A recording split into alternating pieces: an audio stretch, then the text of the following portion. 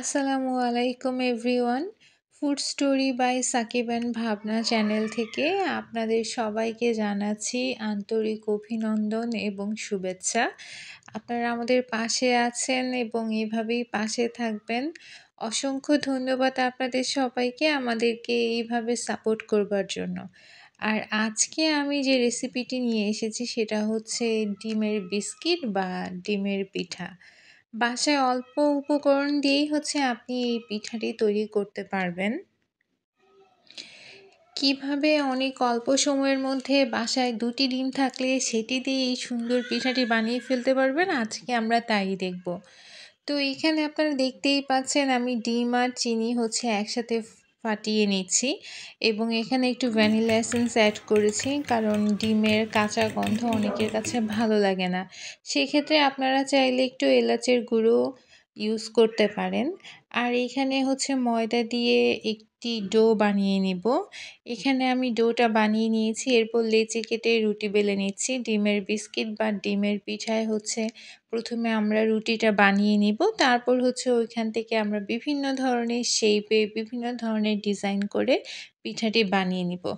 আর এইখানে হচ্ছে আপনারা দেখতে পাচ্ছেন আমি কি সুন্দর করে তাড়াহুড়ো করে একটু ফুল বানিয়ে নিচ্ছি। ফুলটা হচ্ছে এখানে বলার কিছু নেই, আপনারা আপনাদের মন মতো ডিজাইন করে নেবেন।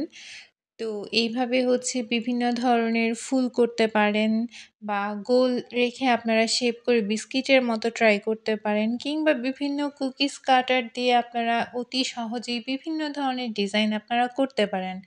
আর এই তো এখানে হচ্ছে আমার কিছু ডিজাইন আমি করে নিয়েছি।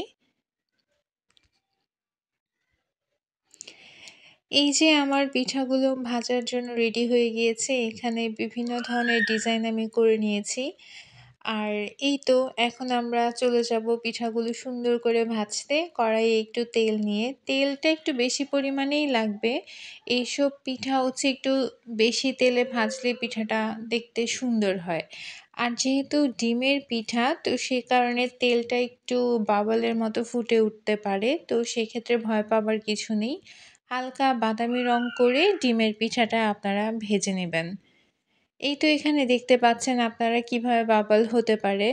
তো এই তো এইভাবে হচ্ছে আপনারা আপনাদের পছন্দ মতো ডিজাইন করে মাত্র ২টি ডিম দিয়ে সুন্দর করে এই পিঠাটি তৈরি করতে পারেন। আর this is the final look.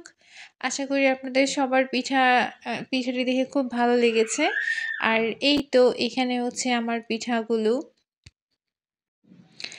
আপনারা অবশ্যই আমাদের চ্যানেলের পাশে থাকবেন, সাবস্ক্রাইব করবেন আর অবশ্যই কমেন্টে জানাবেন পিঠাটি কেমন হয়েছে।